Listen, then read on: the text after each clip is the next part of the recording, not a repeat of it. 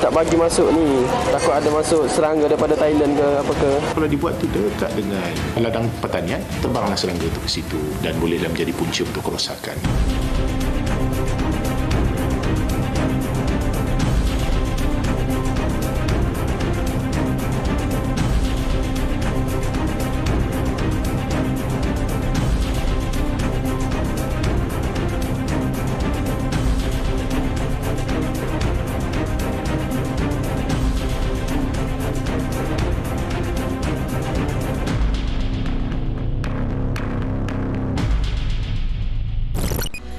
Assalamualaikum dan salam sejahtera. Anda bersama saya, Sofia Nur Solihatun, dalam perkembangan berita jenayah terkini 999. Serai ini juga boleh ditonton di www.tonton.com.my.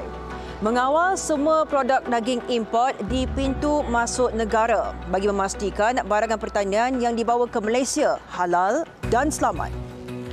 Itu antara peranan utama Jabatan Perkhidmatan Kuarantin dan Pemeriksaan Malaysia MAKIS dalam menjaga jaminan bekalan dan keselamatan makanan dalam negara. Saksikan laporan khas Benteng Biosecurity Negara disediakan wartawan Arisha Khalid.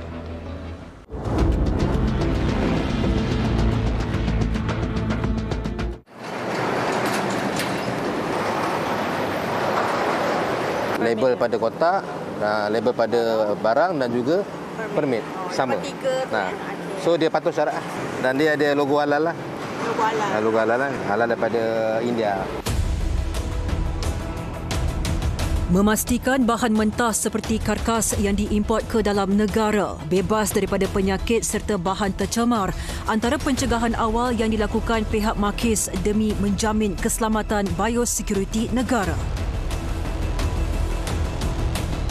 Mereka menyangkakan bahawa apa yang macam khususnya penumpang yang naik kapal terbang bila dia pergi shopping, pergi ke luar negara, jadi kadang-kadang dia beli barang makanan, boleh bawa balik masuk dalam negara kita. Tak boleh sebenarnya.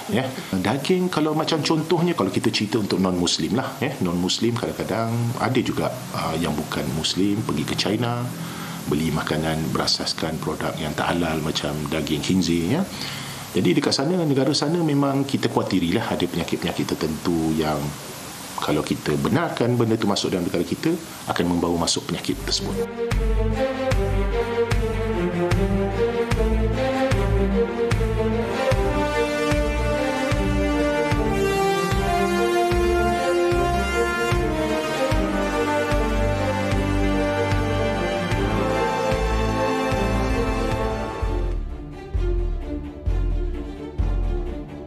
Berdasarkan Akta Perkhidmatan Kuarantin dan Pemeriksaan Malaysia 2011 Akta 728, Jabatan Perkhidmatan Kuarantin dan Pemeriksaan Malaysia MAKIS berperanan dalam menjalankan penguatkuasaan di pintu masuk negara khususnya udara, laut dan darat.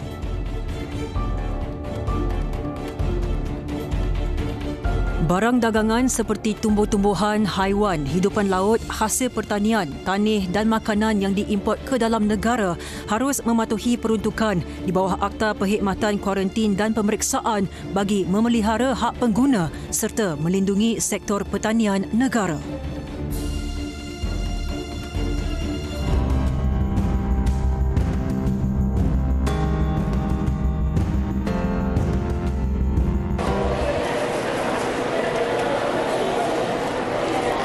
Pokok ke apa macam buah-buahan ke memang tak boleh bawa sekarang.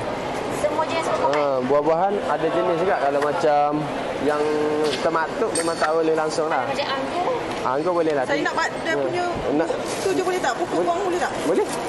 Pokok je tak boleh. Yang buah-buahan dia ni boleh. Pokok buang. Memang undang-undang dia macam tu. Ni eggplant. Dia tak bagi masuk ni. Takut ada masuk serangga daripada Thailand ke apa ke.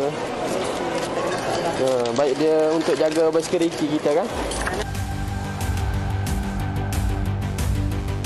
Itu antara rakaman kamera badan pegawai MAKIS yang bertugas di pintu masuk udara. Visual kamera badan tersebut memantapkan lagi tugas penguatkuasa dalam mengumpul bukti di samping mengatasi ancaman terhadap mereka.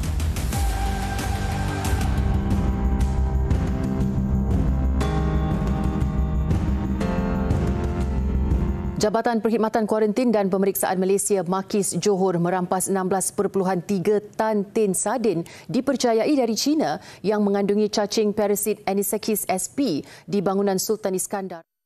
Jabatan Perkhidmatan Kuarantin dan Pemeriksaan Malaysia Makis menggagalkan cubaan membawa masuk 144 kg durian dari Thailand. Makis Kedah memaklumkan rampasan durian itu dilakukan kerana tidak mematuhi syarat import 3P iaitu perlabelan, penggradan dan pembungkusan.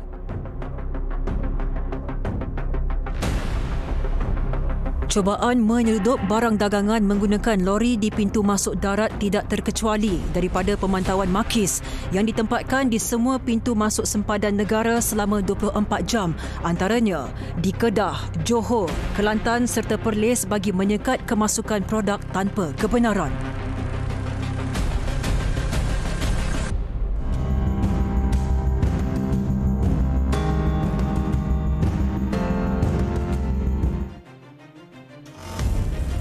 Penguatkuasaan pihak Makis di pintu masuk laut pula lebih mencabar, terutamanya di Pelabuhan Barat atau Westport yang disenaraikan sebagai pelabuhan ke-11 tersibuk di dunia. Kerancakan aktiviti ekonomi serantau dan perdagangan antara Asia menguji ketahanan penguatkuasa di Westport apabila hampir 100 buah kontena perlu diperiksa oleh pihak Makis dalam masa 1 hari. Hasil ketelitian penguatkuasa dilaporkan sebanyak 19 kes melibatkan Seksyen 11-1 Akta Perkhidmatan Kuarantin dan Pemeriksaan iaitu gagal mematuhi permit dagangan telah direkodkan pada bulan Januari sehingga September 2024 khususnya di Pelabuhan Barat. Kawalan ketat di Westport ini termasuk melaksanakan pemeriksaan dokumen seperti permit, lesen dan perakuan barang dagangan dijalankan di kaunter Makis yang beroperasi secara 24 jam. Ini untuk e-terminal. E-terminal. Maksudnya dia akan lepaskan dulu. Dalam setiap kontena tu dia akan daftar bawah e-terminal port. Maknanya pemeriksaan dah dibuat, kita akan tekan button release. And then dia akan bawa ke kaunter ni pula. Makis. Kita punya data lah, data kita kan, data Makis kan. Lepas tu dia akan pergi ke, baru last kali ke custom. Difahamkan, selepas pengimport menyerahkan permit di kaunter, pegawai Makis akan menjalankan pemeriksaan fizikal produk mengikut pengisytiharan dokumen.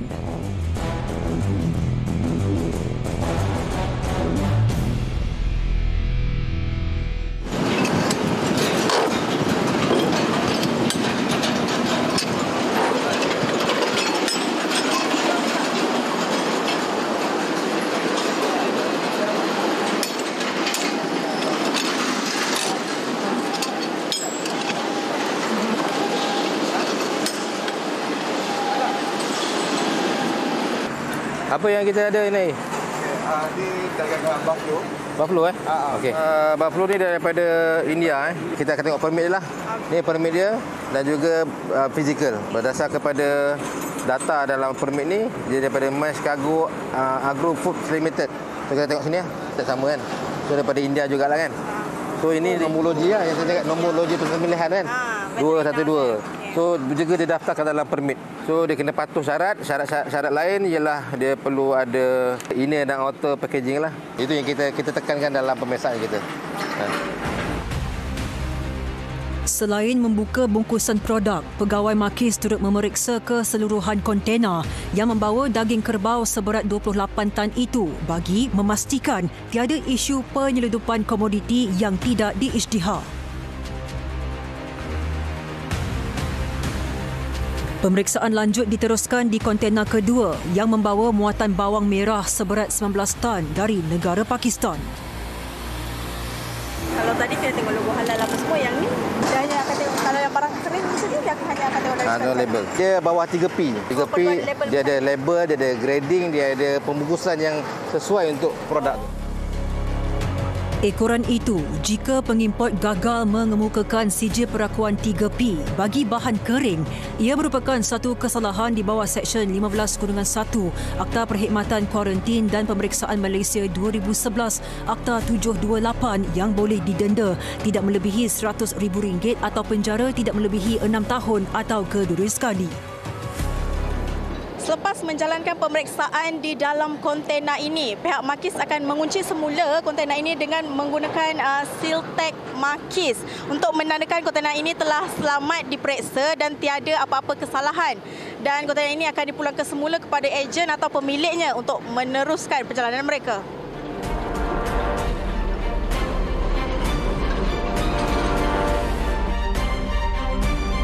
Bermula Januari hingga September 2024, sebanyak 40 juta ringgit nilai dagangan dikumpul hasil tindakan penguatkuasaan Makis terhadap individu yang tidak bertanggungjawab dan dikenakan tindakan sewajarnya. Jadi cabaran kita ialah to educate, hebahan kepada pihak awam, khususnya rakyat Malaysia, kita semualah, bahawa perlu tahu apa yang boleh, apa yang tak boleh. Buat masa sekarang untuk bahan makanan, bahan agro makanan, untuk daging, untuk buah memang tak dapat dipertimbangkan lah. Sebab kita khawatir pada buah mangga daripada India. Cantik mangga ke India, kalau pergi ke India, tapi kita tak tahu apa dalam dia tu. Jadi kalau dia masuk dalam negara, kalau dia pergi, dia buka, serba keluar serangga tu akan duduk. So kata kalau dibuat tu dekat dengan ladang pertanian, so terbanglah serangga tu ke situ dan bolehlah menjadi punca untuk kerosakan.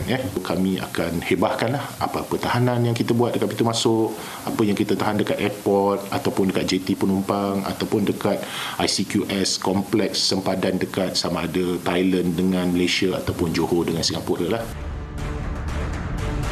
Pihak Makis sentiasa teliti dan cekap dalam menjalankan pemeriksaan terhadap setiap keluaran pertanian yang diimport bagi memastikan industri pertanian negara bebas dari ancaman perosak, penyakit dan bahan tercemar.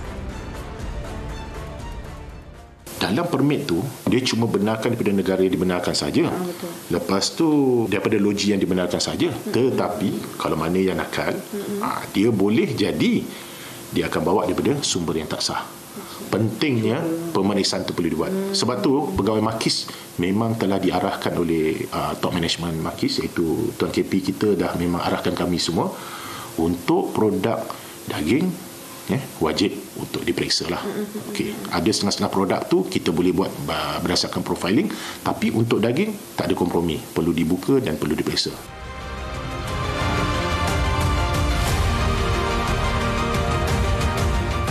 Menurutnya, mana-mana pihak boleh menghubungi Makis di talian atau melalui email bagi sebarang pertanyaan mengenai syarat dan peraturan barang dagangan yang ditetapkan.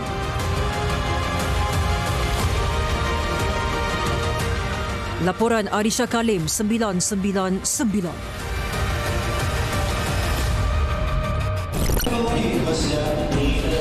Pak, tak faham masuk apa masuk. Ini kedai, you ada mohon lesen ke tak ada mohon? So dia nak tutup juga, tak boleh lah.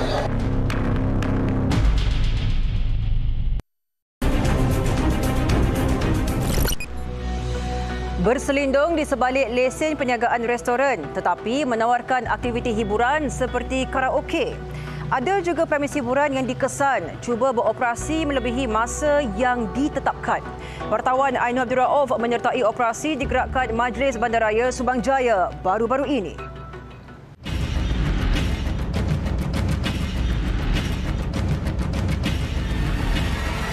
You ada lesen kat sini? Lesen? Lesen? Lesen apa? Lesen permit sini. Ada minta lesen ke? Ada mohon lesen ke ni? Kedai?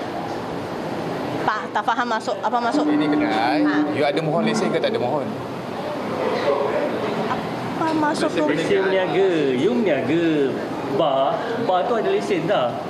Daripada pihak majlis. Oh, ini saya tak faham Supervisor takkan tak faham. Account. I tengok je. Saya tak faham. Itu alasan seorang pengurus pusat hiburan warga tempatan yang mendakwa kononnya tidak mengetahui akan keperluan mempunyai lesen perniagaan serta lesen hiburan ketika serbuan yang dilakukan oleh pihak berkuasa.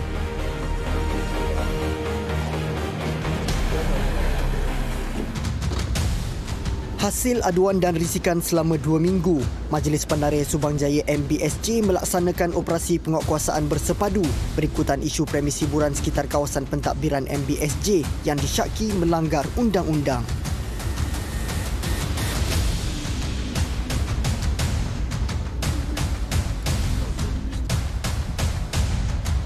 Tepat jam 10.30 malam, lokasi sasaran pertama yang terletak di pusat Bandar Puchong diserbu pasukan penguatkuasa MBSJ serta 5 anggota polis daripada Ibu Pejabat Polis Daerah Serdang.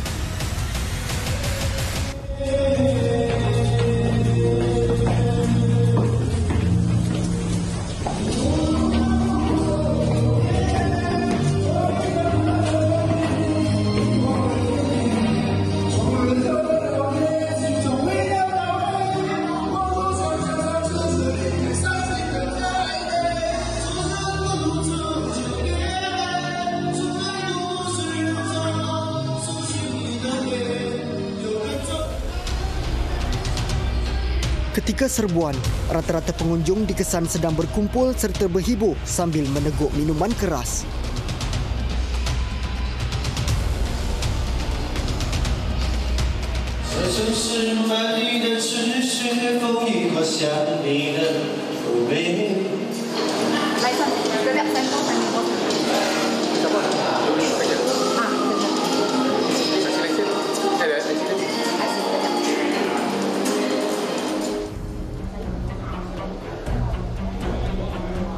Siasatan awal mendapati premis hiburan yang mula dibuka pada jam 3 petang ini disyaki beroperasi secara haram dengan menggunakan lesen perniagaan premis makanan lain sejak 2 bulan lalu.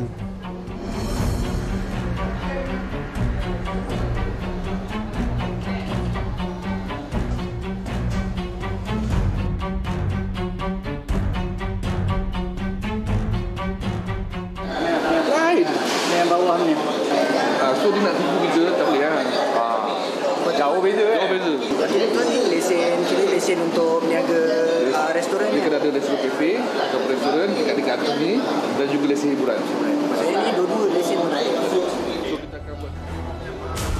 Malah, status permit pekerjaan salah seorang pekerja wanita warga asing di premis yang terletak di aras 2 bangunan rumah kedai ini turut diragui.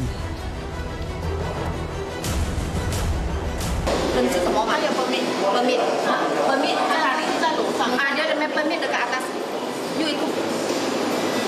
Permit kat atas, tu ada permit, pasport tak? Ada, permit ada. Permit apa? Dia apa? Ni permit semua semua.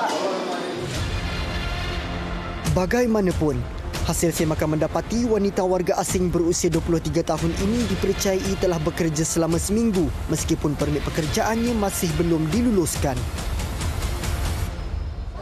You tahu warga negara asing boleh kerja ke tak boleh kerja? Kalau tak ada permit. I tak tahu aja. You tahu satu kesalahan? You ada 2 kesalahan sekarang. Lesen hiburan pun tak ada. Ini bar punya lesen pun tak ada. Sekarang you bagi apa? Warga negara asing bekerja. Selepas pemeriksaan yang dijalankan pihak MBSJ terhadap premis ini dipercayai tidak mempunyai sebarang lesen perniagaan serta lesen hiburan dan kerana ekoran itu pihak MBSJ kini sedang menyita peralatan-peralatan yang digunakan untuk berhibur seperti sistem audio, mic dan sebagainya. Selain tindakan sitaan dan penutupan premis, pemilik perniagaan ini boleh dikenakan denda maksimum RM25,000 mengikut Seksyen 6/1 Enakmen Hiburan dan Tempat-tempat Hiburan Selangor 1995 Pindaan 2001 kerana beroperasi tanpa lesen hiburan yang sah.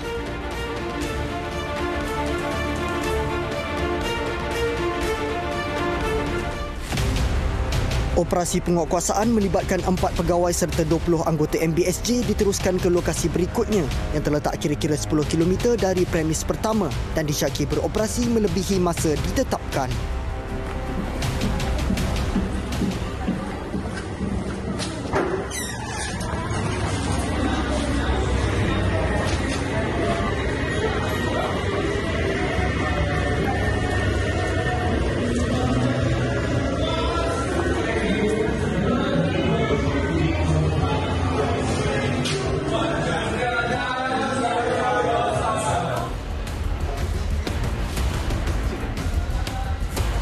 Hasil pemeriksaan, 27 daripada 35 unit bilik karaoke dikesan masih mempunyai pelanggan yang sedang asyik menyanyi dan berhibur.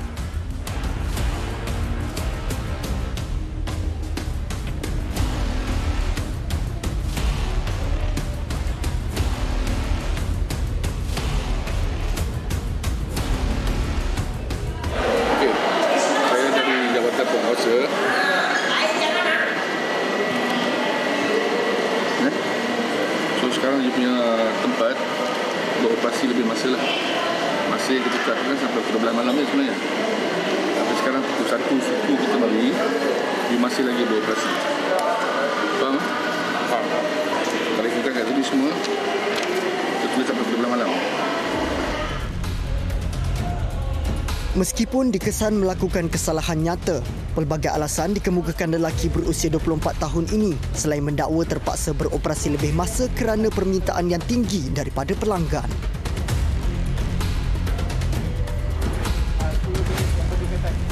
Buka sampai pukul apa? Pukul lah. Selalunya sampai pukul berapa? 12 macam tu. Malam ni? Kalau macam weekend, kalau orang negara mau bisnes. Selalu sampai kalau paling lambat sampai pukul berapa? Kalau banyak orang lebih ketiga.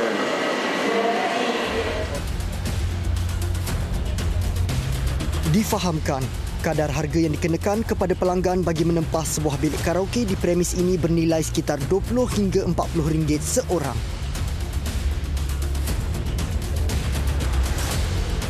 Sekarang ini masa menunjukkan jam 1.20 pagi dan premis ini hanya dibenarkan beroperasi sehingga jam 12. Namun masih terdapat ramai pelanggan di dalam premis ini.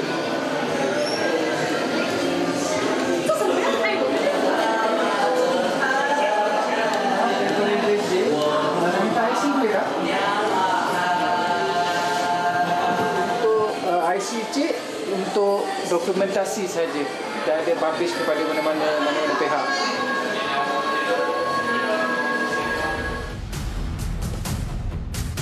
Walaupun hampir setahun melanggan sebagai ahli di pusat karaoke berkenaan, dua pelanggan wanita berusia 25 tahun ini mendakwa tidak pernah dimaklumkan oleh pekerja premis mengenai syarat tempoh masa operasi yang ditetapkan pihak MBSJ. Memang selalu kat sini? Memang selalu sebab kita orang ada member. Ada member. Memang sampai pukul 3 kan selalu kan? Akak tak tahulah yang maksudnya memang dia kalau contoh nak ni pusat hiburan dia kena sampai pukul 12 je tak? Tak tahulah. Taklah sepatutnya dekat dalam apa ni TNC ku perlulah bagi tahu kan supaya kita orang tak terkejut lah kejadian macam ni boleh jadi. Memang selalu ramai kan orang pergi pukul 12 kan. Lagi-lagi kalau malam minggu macam ni memang ramai. Memang full book lah. Dia macam mana tu booking akak booking? Kita orang by call lah dekat Google pun ada kan sampai pukul 3.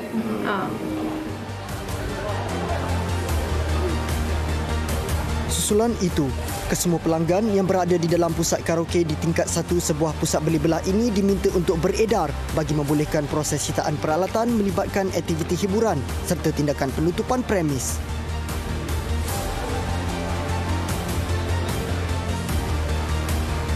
Mana-mana pemilik premis hiburan yang dikesan melanggar Seksyen 11-1 Enakmen Hiburan dan Tempat-tempat Hiburan Selangor 1995 Pindaan 2001 iaitu beroperasi melebihi had waktu yang ditetapkan berdepan tindakan kompaun mencecah RM10,000.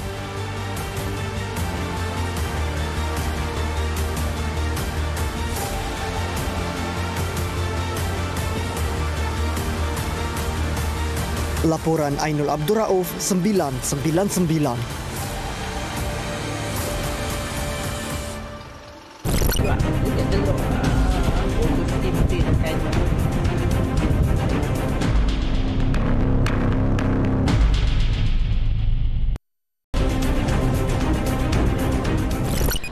Guna peranti rokok elektronik atau vape, edar bahan terlarang.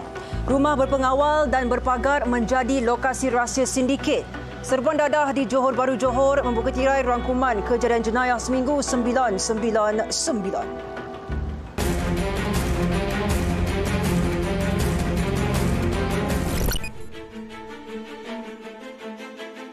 Di Johor Bahru Johor, polis berjaya menumpaskan 2 sindiket pengedaran dadah menggunakan peranti rokok elektronik atau vape dengan penahanan 3 individu dalam satu operasi khas melibatkan 3 serbuan berasingan di sekitar Johor Bahru pada Rabu hingga Khamis. Pelbagai jenis dadah termasuk serbuk ekstasi, ketamin dan syabu bernilai 2.827 juta ringgit turut dirampas serta 2 lelaki dan seorang wanita warga tempatan berumur 27 hingga 44 berjaya ditahan.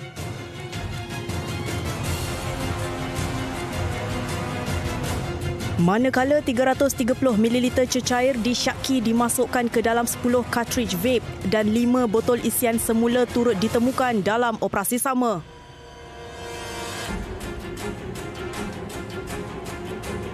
Sindiket dipercayai menyewa pangsapuri berpagar dan berpengawal dalam tempoh pendek untuk memastikan kegiatan mereka tidak dikesan. Hasil siasatan mendapati pangsapuri dijadikan sebagai stor dan tempat pemprosesan serta pembukusan semula dadah sebelum diedarkan ke pasaran tempatan. Kesemua suspek sindiket ini direman selama 7 hari bermula 16 hingga 22 Oktober di bawah Seksyen 39B Akta Dadah Berbahaya 1952. Polis telah mengenal pasti 4 lelaki yang dipercayai terlibat dengan tindakan mengurung Ummu Atiyah yang juga anak pengasas Al-Arkam Asy'ari Muhammad. Ketua Polis Negara Tan Sri Razaruddin Hussein berkata pihaknya sudah menerima nama suspek berdasarkan laporan polis dibuat mangsa.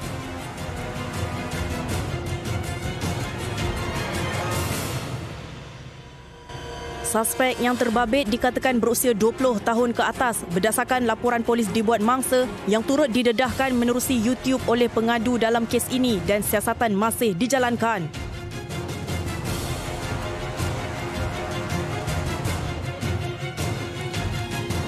Pada 19 Ogos lalu, Ummu Atiyah mendakwa dipaksa berkahwin dengan pemimpin Global Ikhwan Services and Business Holdings (GISBH) dan didera secara fizikal serta mental.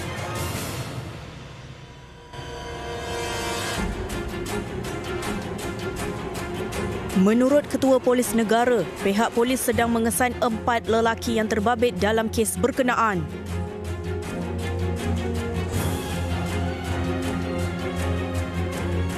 Baru-baru ini, Ummu Atiyah 41 tahun menunjukkan kepada pihak polis lokasi ditahan selama sebulan di Kampung Batu Hampar Dalam, Perak. Seorang peniaga wanita mengaku tidak bersalah di Mahkamah Tinggi Kuala Terengganu atas tuduhan membunuh rakan kongsinya yang juga wanita warga emas pada November tahun lalu. Tertuduh Noraini Rimali 36 membuat pengakuan itu sebelum mohon dibicarakan selepas pertuduhan dibacakan di hadapan Hakim Datuk Hassan Abdul Ghani. Mengikut pertuduhan, tertuduh didakwa melakukan bunuh dengan menyebabkan kematian Norzihan Abdul Karim 65. Tertuduh didakwa melakukan kesalahan itu di hadapan Pos Pengawal Telekom Malaysia Batu 23 Kuala Berang, Hulu Terengganu antara 3.20 pagi hingga 4 pagi pada 1 November 2023. Sejurus pengakuan tidak bersalah tertuduh direkodkan. Mahkamah menetapkan 17 November depan sebagai tarikh sebutan semula kes. Pendakwaan kes dibuat mengikut Seksyen 302 Kanun Keseksaan. Media sebelum ini melaporkan seorang peniaga wanita ditemukan mati dengan 15 kesan tikaman di badan di tepi jalan besar berhampiran Pejabat Agama Hulu Terengganu, Kuala Berang. Polis berjaya menahan seorang lelaki warga asing yang disyaki melakukan tindakan khianat dengan mematahkan pengelap cermin belakang beberapa buah kereta. Menurut Ketua Polis Daerah Batu Pahat, Asisten Komisioner Syahrul Anwar Musyadat Abdullah Sani, suspek berusia 25 tahun ditahan oleh anggota unit rondaan bermotosikal. Hasil siasatan mendapati suspek melakukan tindakan itu di kawasan parkir berhampiran Terminal Bas Batu Pahat sekitar jam 3.30 petang pada Ahad lalu. Ketika pemeriksaan, polis turut menemui sebilah pisau lipat di dalam beg sandang milik suspek. Kes disiasat mengikut Seksyen 427 Kanun Keseksaan kerana melakukan khianat dan Seksyen 6-1 Akta Bahan Kakisan, Letupan dan Senjata Berbahaya 1998 kerana membawa senjata berbahaya ke tempat awam. Suspek turut disiasat mengikut Seksyen 6/1/C Akta Imigresen 1959 Palang 1963 kerana berada di Malaysia tanpa dokumen yang sah.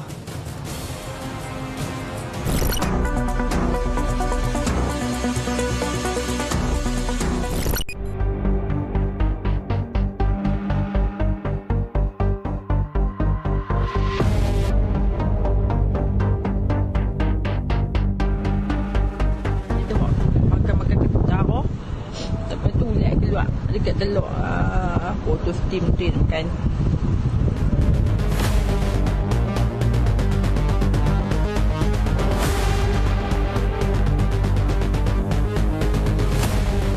Baru-baru ini, seorang individu dipercayai pelanggan di sebuah restoran di Sungai Petani Kedah mendakwa menemukan beberapa ekor ulat di dalam hidangan yang diambilnya ketika menjamu selera di premis itu. Video berdurasi 12 saat yang dirakam sendiri oleh pelanggan berkenaan telah pun dimuat naik ke laman sosial Facebook sebelum tular sehingga mendapat perhatian umum.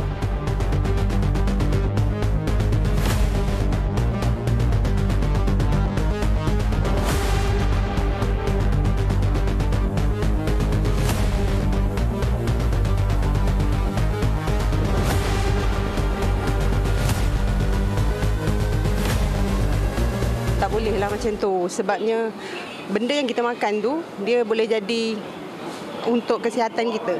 Kita makan benda kotor, jadi kesihatan kita tu macam terjejas lah kan. Jadi kepada para peniaga mana yang nak niaga, kena jagalah.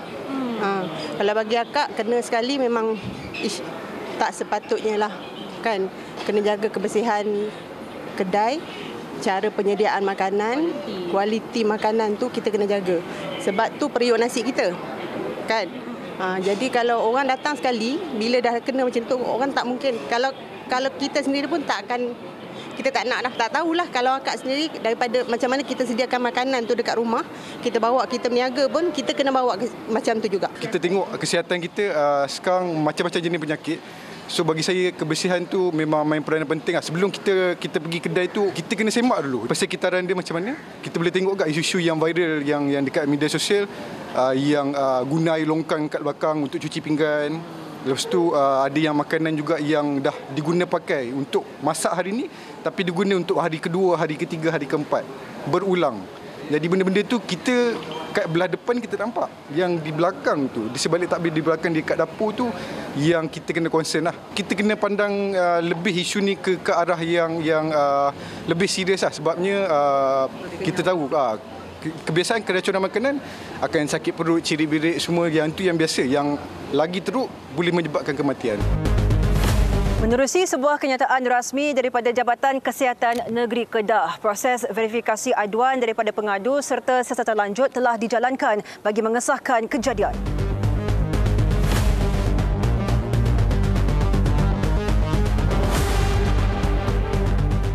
Biasanya kalau ada kehadiran ulat dalam makanan ni, dia berasosiasi juga dengan kehadiran telur. Kalau ulat tu sendiri sebenarnya dia dah mengambil masa yang lama sebenarnya. Maksudnya telur tu dia dah berada dekat makanan tu dah lama menetas menjadi ulat. Jadi maksudnya dia memberikan indikasi makanan tu dah agak lama. Melebihi tempoh tertentu lah sehingga menyebabkan telur daripada lalat tu menetas sehingga mencemarkan makanan tersebut. Dia berasosiasi dengan kita sebut sebagai gastroenteritis. Radang usus lah yang menyebabkan seorang tu mengalami sakit perut, cerit-berit, loya, muntah.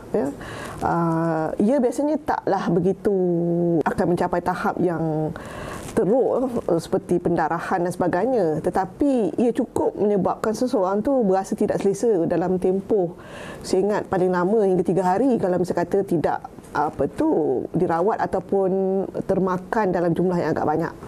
Jadi untuk tu memang kena berhati-hatilah. Pemeriksaan lanjut mendapati premis berkenaan terbukti gagal mematuhi keperluan kebersihan bagi sesebuah premis makanan mengikut undang-undang yang dikuatkuasakan oleh Jabatan Kesihatan Negeri Kedah.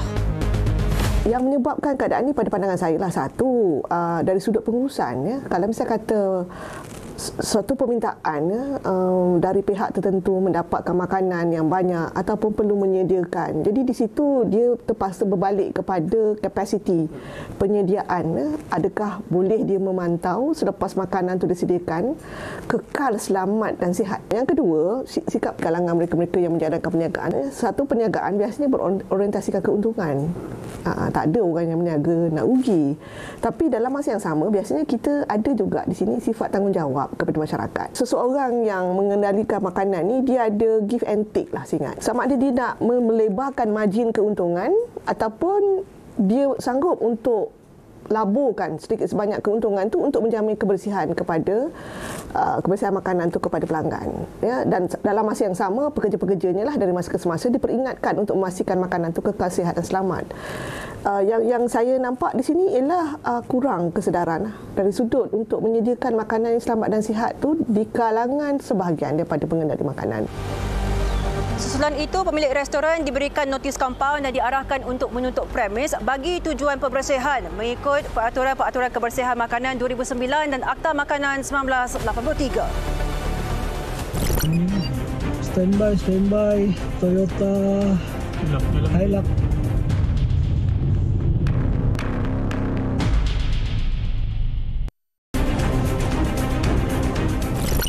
Dadah jenis syabu dijual pada harga serendah RM20 hingga RM50. Pembeli pula datang dari pelbagai daerah termasuk Kota Marudu, Penampang dan Beaufort. Saksikan laporan Optapis Jabatan Siasatan Jenayah Narkotik Negeri Sabah disediakan wartawan Muhammad Yazir Mahmud.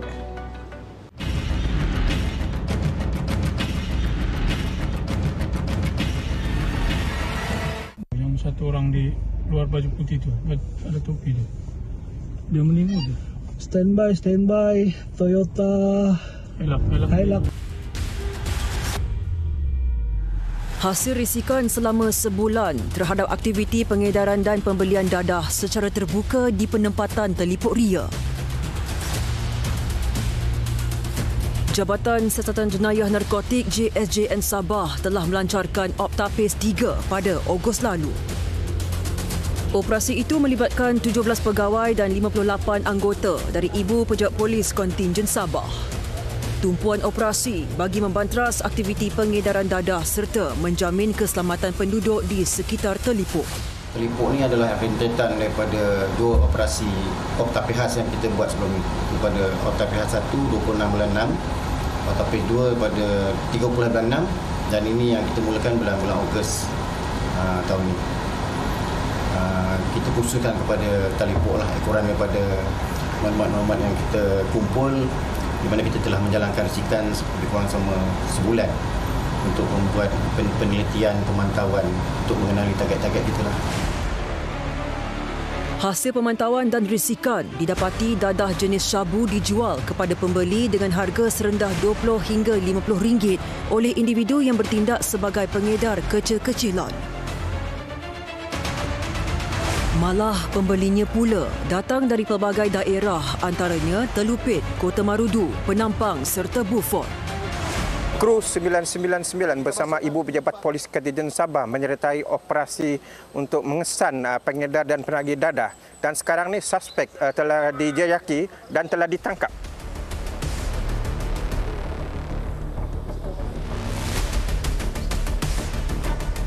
Rentetan kejayaan tangkapan individu dan rampasan dadah dalam Optapis bilangan 1 dan 2 sebelum ini, JSJN Sabah memantapkan lagi usaha membanteras aktiviti pengedaran dan pembelian dadah menerusi Optapis 3 di daerah Telipuk.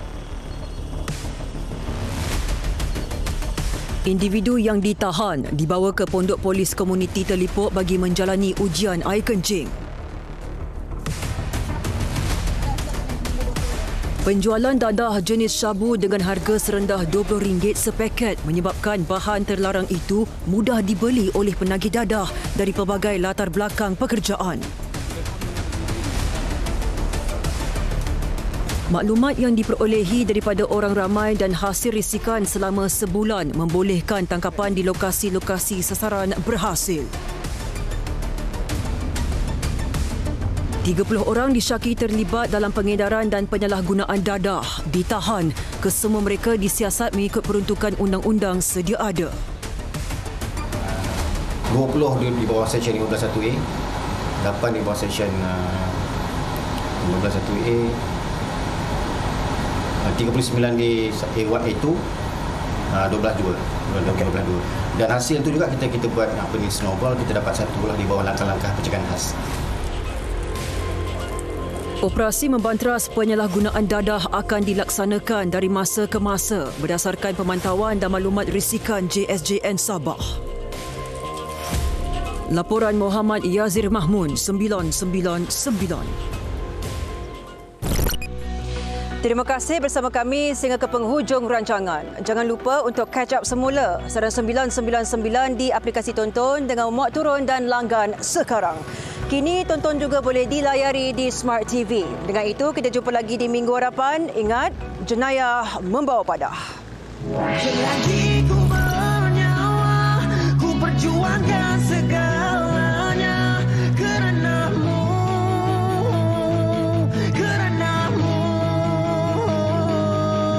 Selagi ku bernyawa, ku pertahankan segalanya kerana-Mu.